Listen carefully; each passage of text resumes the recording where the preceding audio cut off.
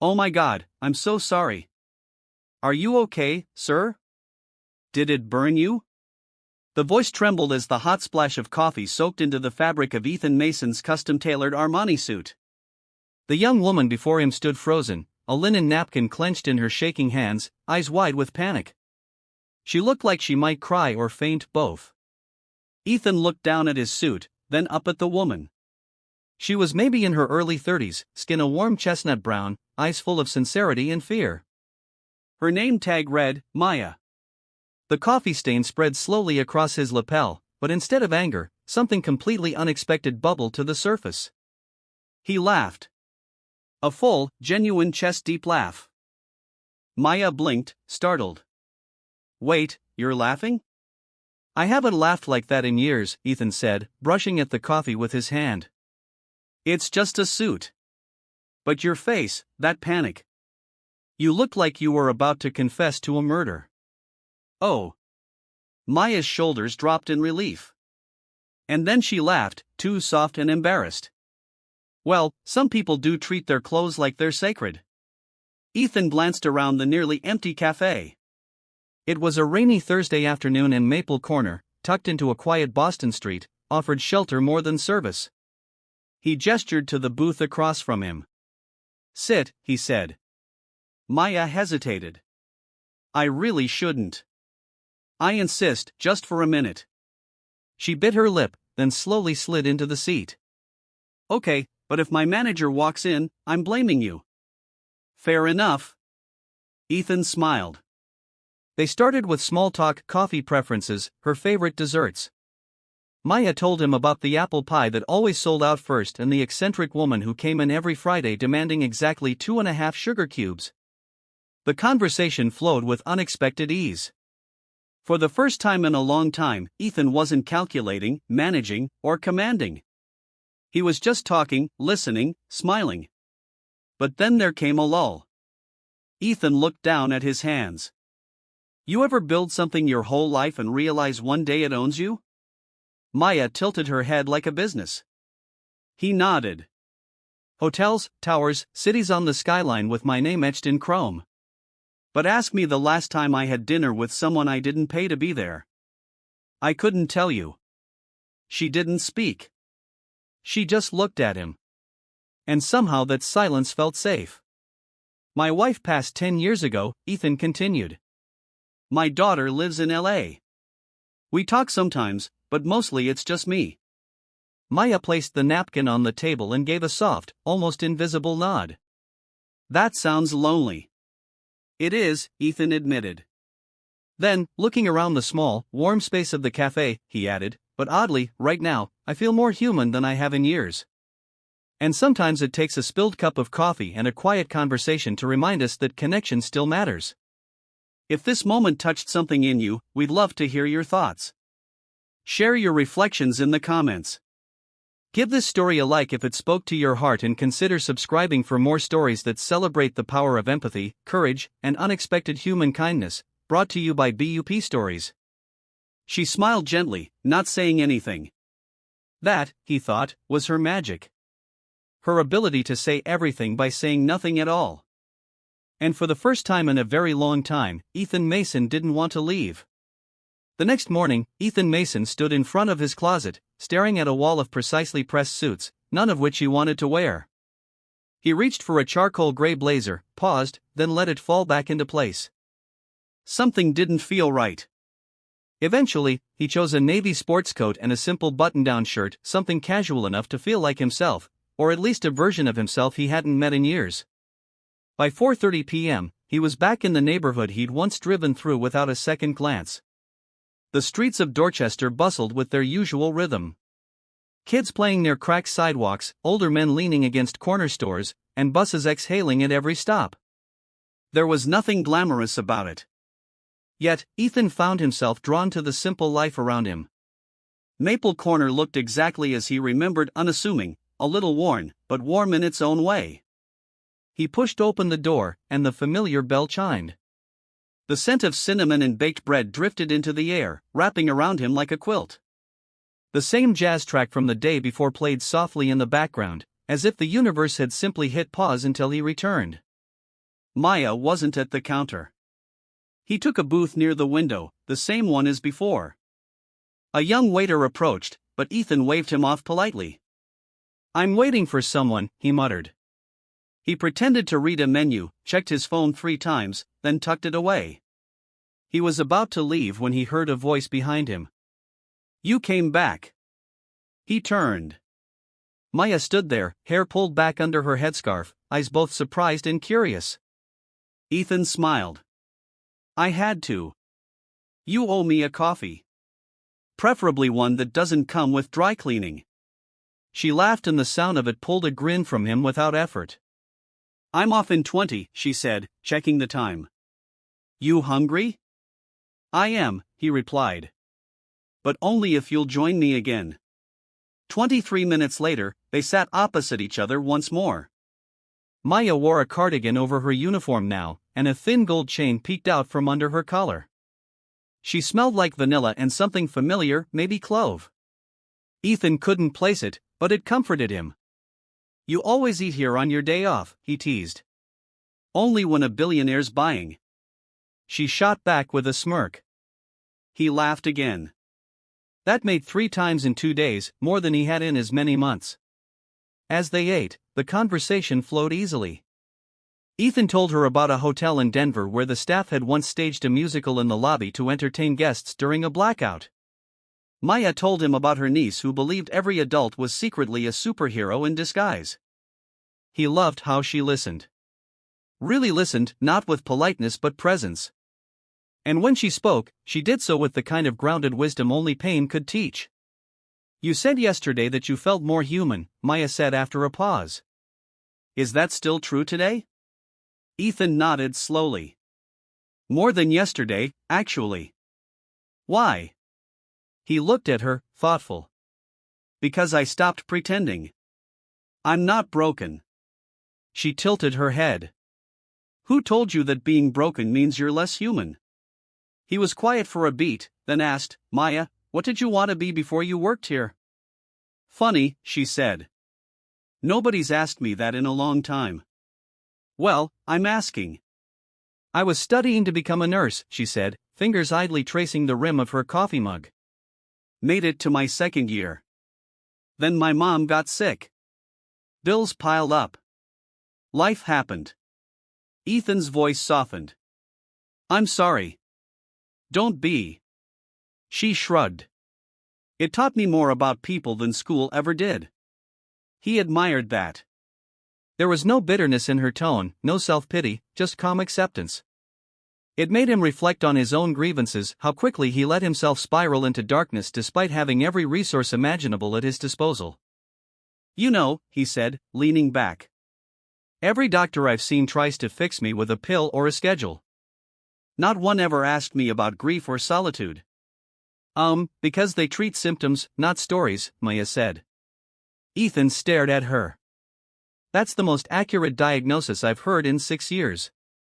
Silence fell between them again, but it was not awkward. It was the kind of silence that acknowledged connection. Two people sharing space. No masks, no pretenses. When their plates were cleared, Maya glanced at the clock. "I should head out. My bus leaves in 15. "I'll walk you to the stop," Ethan offered without thinking. She studied him for a second, then gave a small nod. "Okay." They stepped into the evening air together. The rain had cleared and the sky had turned a soft indigo, dusted with the faintest hint of stars. The street lamps flickered on one by one as they walked in sync along the cracked pavement. At the bus stop, Maya turned to him. "You didn't have to walk me. This isn't exactly your side of town." "Maybe it should be," Ethan said. She gave him a look, half amused, half skeptical. "I'm serious," he continued. "I've spent so long at the top that I forgot what the ground feels like. Maybe I need more places like this." "You mean more people like me?" she said with a teasing lilt. He smiled. "Exactly." A bus rumbled in the distance, its headlights growing brighter. Maya glanced toward it. Then back at him. "Thank you," she said. "For what?" "For seeing me." Ethan was about to reply, but the bus hissed to a stop. Maya stepped up, then paused. Same time tomorrow, she asked. Ethan's heart skipped unexpectedly. You tell me. She smiled. And with that, she was gone, sliding into the crowd of passengers like mist returning to the ocean. Ethan stood there a long time after the bus disappeared. And though the streets of Dorchester were unfamiliar, though the night air was cool against his skin, for the first time in years, he didn't feel lost. The gala sparkled like a dream, a world away from cracked sidewalks and bus stops. Held in the grand ballroom of the Langston Hotel, one of Ethan Mason's crown jewels. The event gathered Boston's elite under a chandelier of 2,000 hand-cut crystals. Waiters in tuxedos glided across the marble floors, balancing trays of foie gras and champagne. A string quartet played something elegant and forgettable. But Ethan wasn't listening. He stood at the edge of the room watching the doors. He hadn't expected Maya to say yes when he invited her 2 days ago. It had been a tentative offer, a spontaneous idea that had sounded absurd even as he said it. But her answer, soft, steady, still echoed in his head. I've never worn a dress like that, she had said. And I've never brought anyone real to one of these. Now he waited. And then she arrived. Maya stepped into the ballroom wearing a deep blue gown that caught the light in ripples like moonlight over still water. Her hair was swept up, simple and regal, and a single silver bracelet shimmered at her wrist. Every conversation in Ethan's mind halted. For a moment, the room disappeared. She looked nervous, her fingers gripping a small clutch, eyes scanning for a familiar face.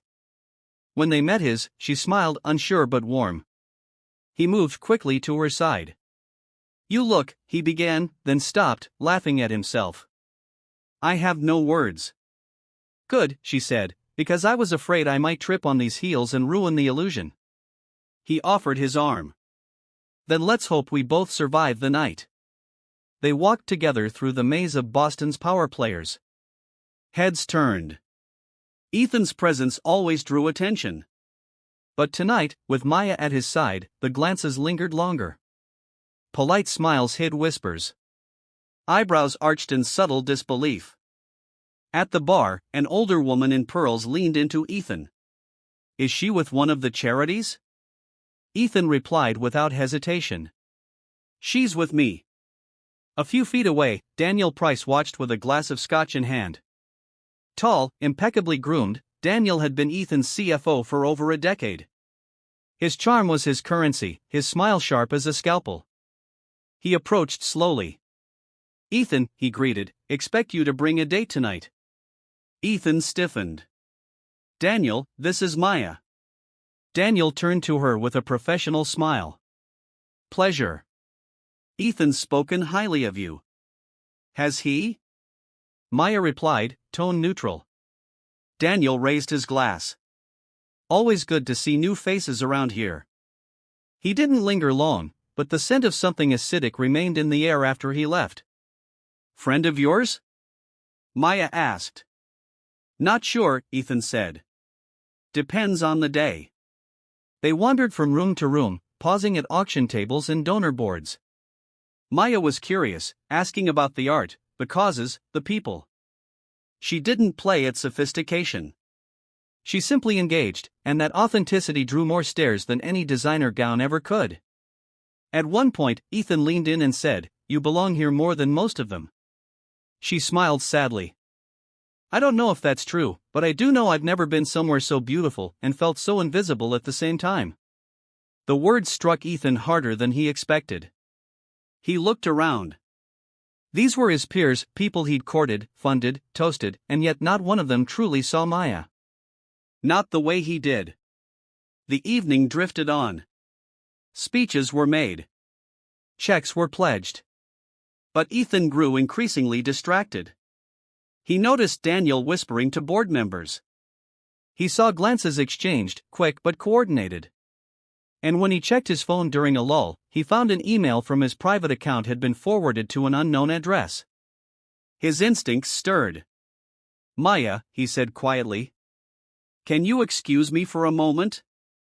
She nodded and he slipped into a side hallway, dialing a number only a few knew. Collins, he said when the voice answered. Check the last access to my internal files. I think someone's probing. He hung up before the response came. Back in the ballroom, Maya stood near a painting of a young girl standing on a hill, eyes toward the horizon. Daniel approached her again, casually. So, he began, how long have you and Ethan known each other? Not long, she replied, keeping her tone polite. He sipped his drink. I imagine it's quite a change from wherever it is you usually work. She didn't blink. You mean Maple Corner? His smile was tight. I meant no offense. Of course not, she said calmly. But you did mean to imply something. Daniel's eyes narrowed ever so slightly. He's a complicated man.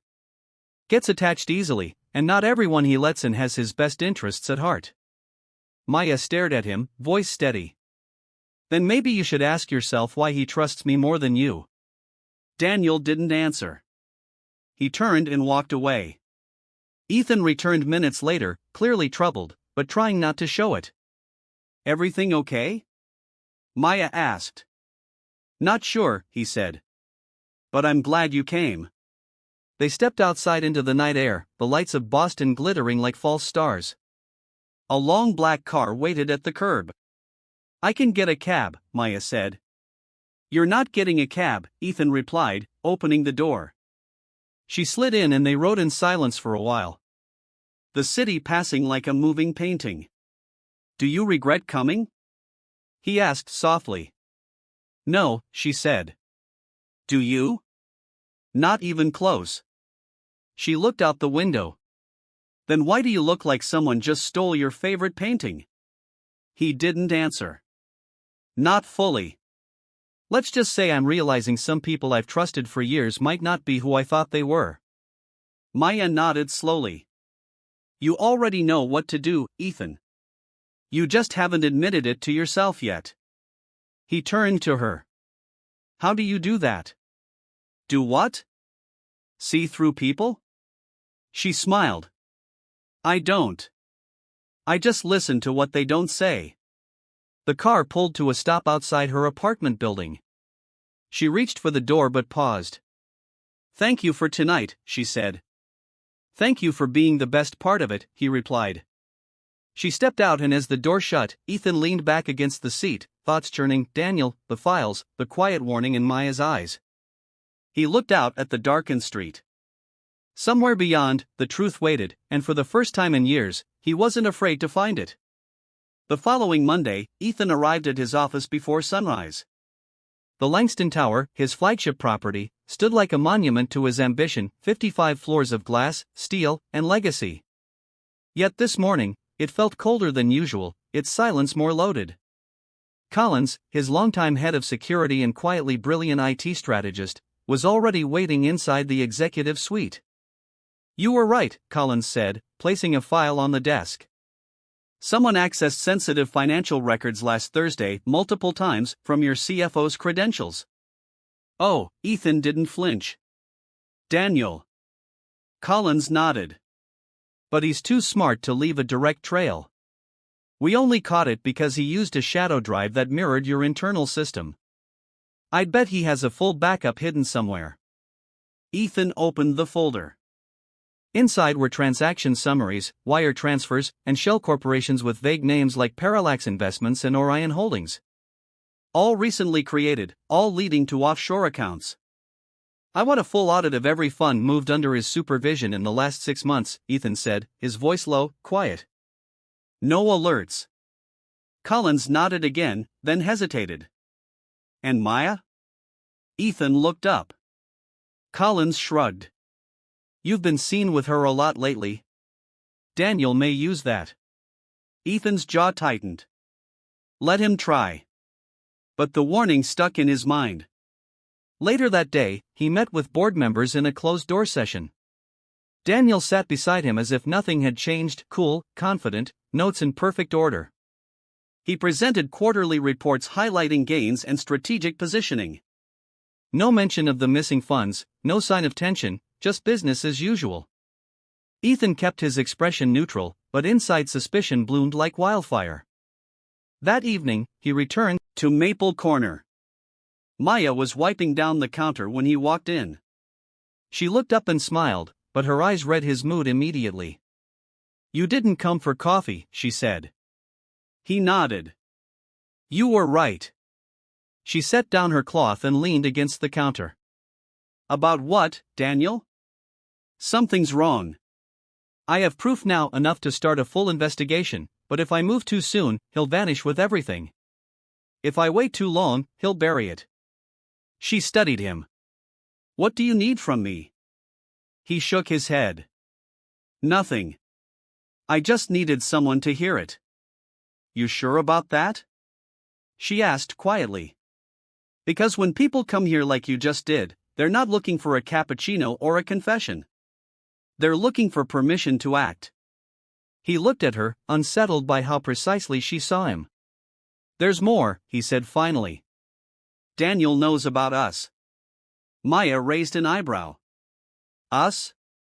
"I mean, you and me, our conversations that night at the gala. He confronted you, didn't he?" She nodded. "He implied I was opportunistic." Ethan exhaled sharply. "I'm sorry." He crossed a line. Maya shrugged. "It's not the first time someone's underestimated me. It won't be the last." He admired that about her, how she could carry weight without ever appearing bowed. "But you need to be careful," she added. "Men like him don't attack directly. They plant doubt, distrust, and let it rot from the inside." He nodded slowly. "That's already started." Silence fell between them. Then Maya asked, "What are you afraid of losing?" Ethan didn't answer right away. When he did, his voice was quiet. "Control, legacy, my own judgment." Maya reached across the counter, her fingers brushing his. "You haven't lost your judgment. You're just finally using it on the people closest to you." Later that night, Ethan sat in his study, reviewing documents. The numbers didn't lie. Daniel had been siphoning company funds through multi-layered trusts, masking them as strategic investments. And worse, he'd used Ethan's name on several of the authorizations. If this became public, it wouldn't just be Daniel's scandal. It would be Ethan's ruin. He stared at a photo on the wall, himself, Daniel, and his late wife, Karen, at the grand opening of their first hotel in Chicago. Karen had always been the voice of conscience in their world of ambition. She'd liked Daniel back then. They both had. Ethan felt the betrayal cut deep. The next morning, he confronted Daniel. "I need you to come clean," Ethan said, standing in the corner of his office. The city glittered behind him, indifferent. Daniel arched an eyebrow. "About what?" "About the shell corporations, the transfers, the forged authorizations." Daniel's smile was slow, rehearsed. "Careful, Ethan. Accusations like that can make enemies." "I'm not afraid of enemies," Ethan replied. "Just friends I never really knew." Daniel stood, straightening his tie. "I've built this company with you. I've protected your name, your brand, even when your decisions went sideways." You protected yourself," Ethan said. Daniel stepped closer. "Look, if you go public with this, the board will panic. Investors will bolt. You'll be seen as negligent or complicit. Is that what you want?" "I want the truth," Ethan said. "And what if the truth burns everything down?" "Then let it burn." That night, Ethan didn't sleep. He returned to Maple Corner just before closing. Maya was mopping the floor, earbuds in, singing softly to a Marvin Gaye classic. She looked up in surprise when he entered. Twice in one day, she asked, pulling out her earbud. "I needed somewhere that doesn't lie to me." She handed him a cup of black coffee without asking. He took a sip. "What happened?" "I told him," Ethan said. "Now I have to decide what comes next.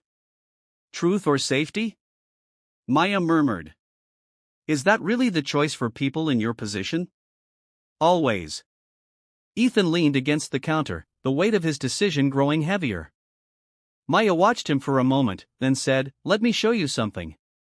She reached under the counter and pulled out a sketchbook worn with coffee stains and curled corners. She flipped through pages of pencil portraits. An elderly couple dancing in the rain. A child sleeping on a subway bench. A woman laughing with her head thrown back. "These are beautiful," Ethan said, genuinely moved. "They're real," Maya replied. "Faces I see every day. People no one photographs." She paused on a drawing of a man sitting alone in a booth staring into a coffee cup. The resemblance to Ethan was unmistakable. He looked at her, stunned. "I drew it after our first night," she said. "You looked like someone who'd lost everything except the need to pretend you hadn't." Ethan swallowed hard. "Why are you showing me this?" "Because people like Daniel, they hide in numbers, in titles. But people like you still have a choice." She tore the page from the book and handed it to him. "Don't let this version of you be the last." Ethan stared at the sketch, heart-thumping. "I have to act," he whispered. "Even if I lose everything." Maya smiled gently.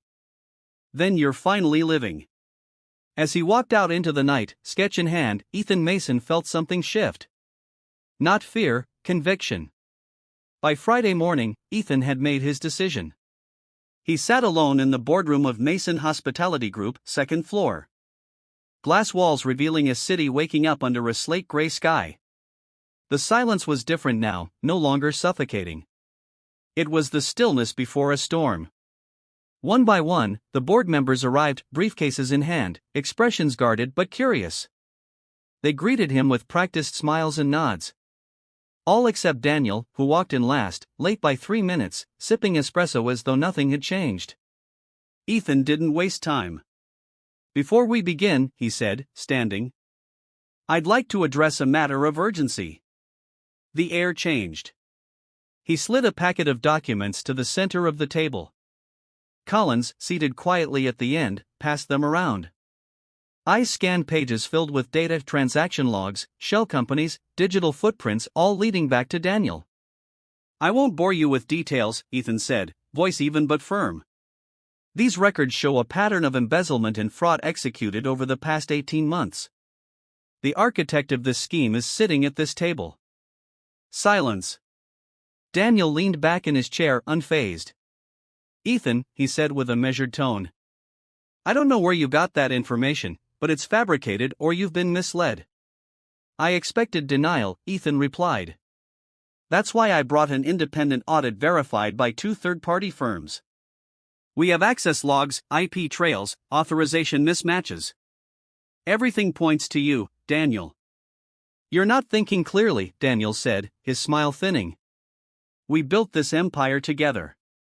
You think they'll believe you over me without a scandal?"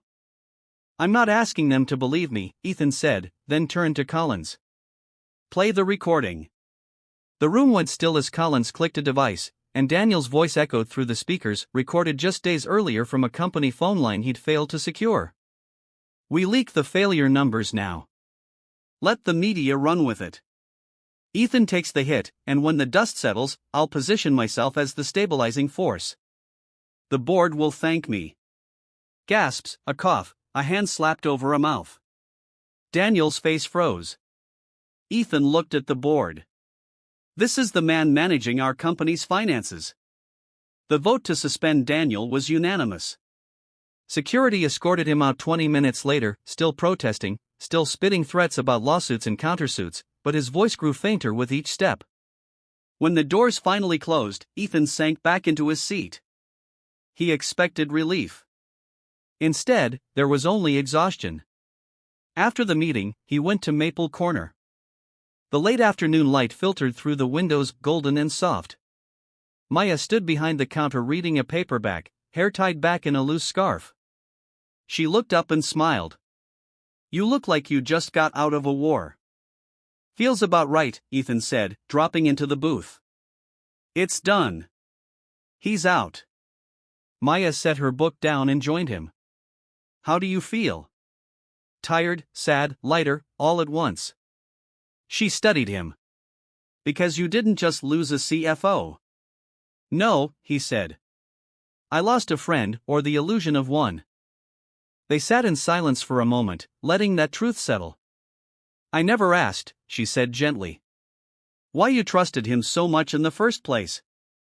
Ethan stared out the window. He was there when Karen died.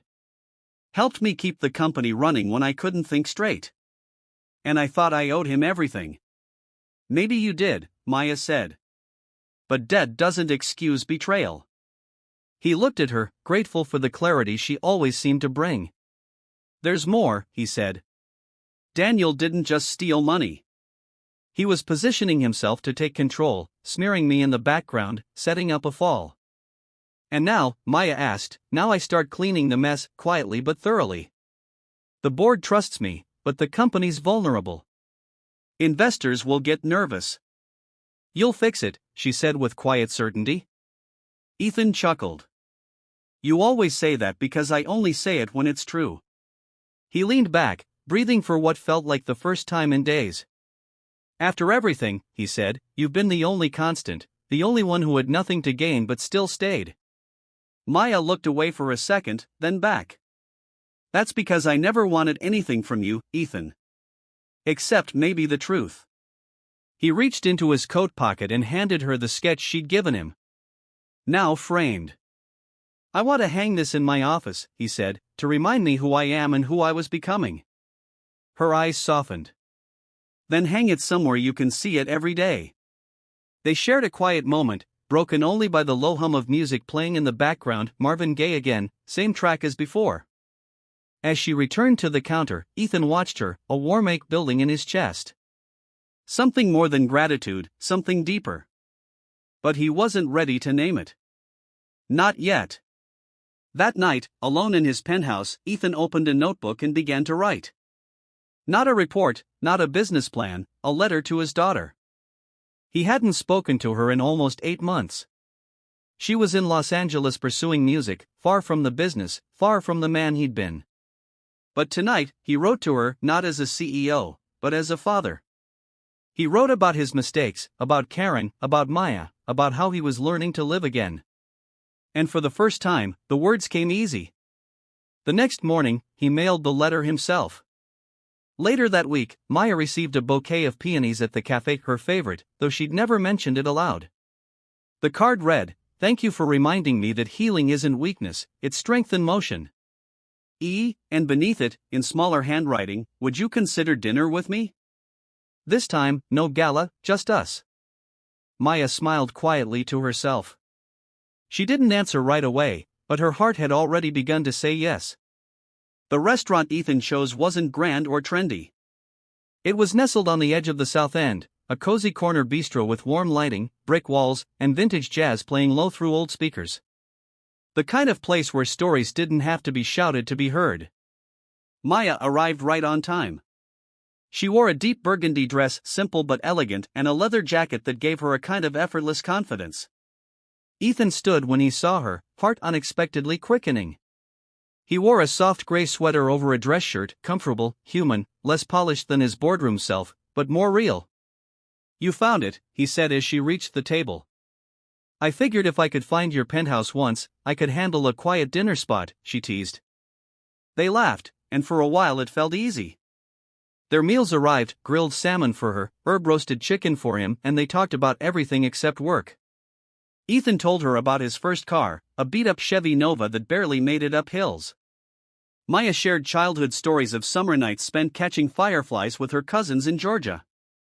As dessert arrived, peach pie, 2 forks, there was a moment of quiet that wasn't awkward, just thoughtful. You wrote to your daughter, Maya said gently. He looked up, surprised. How did you? I didn't, she said. I just hoped. Ethan nodded. I did. For the first time in years, I didn't try to fix anything. I just told her the truth. Have you heard back? He shook his head. Not yet, but for once, I'm okay with waiting. Maya smiled. That's growth. He studied her face, calm, centered, strong.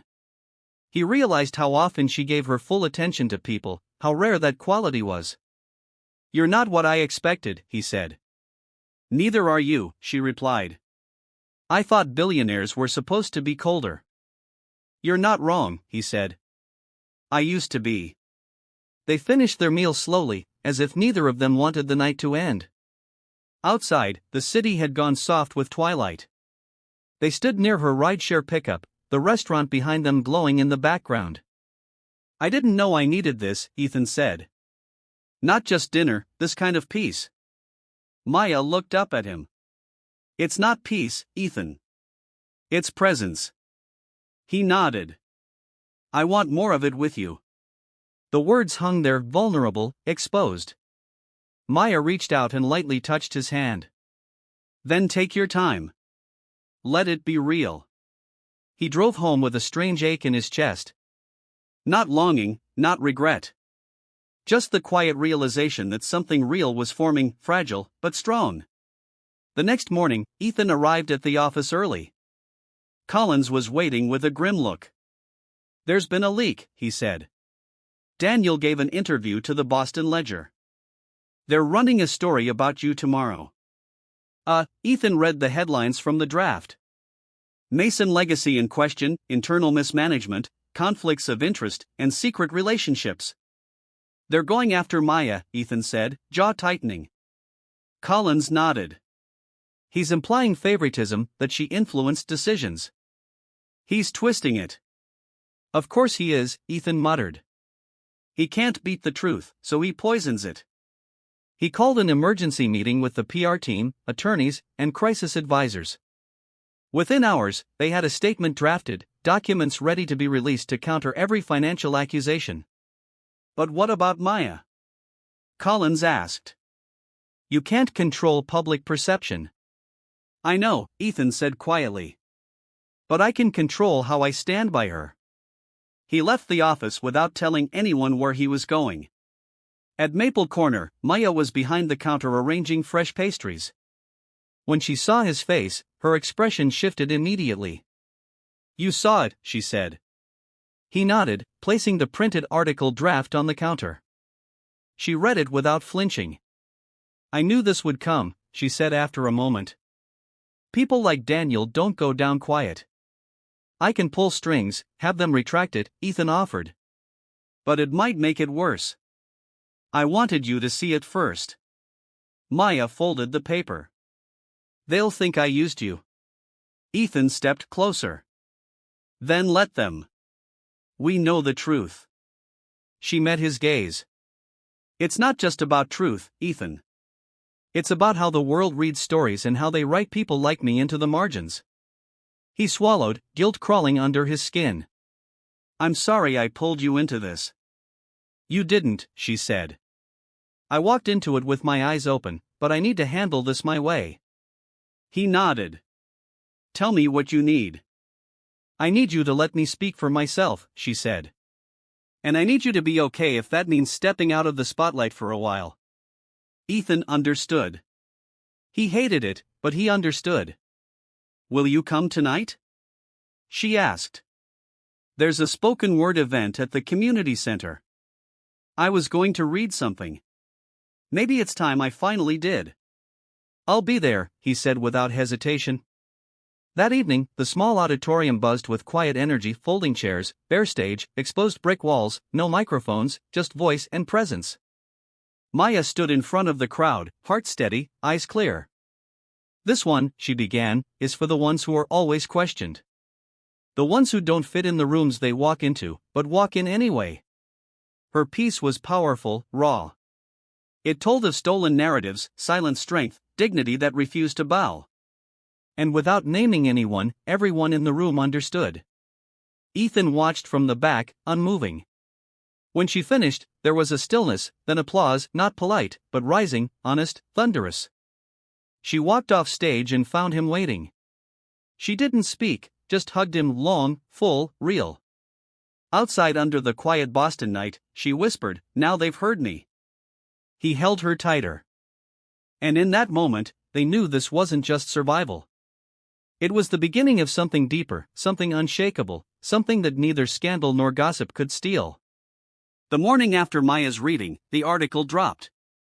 It landed hard. Within hours, media outlets were echoing the same loaded phrases: inappropriate relationship, financial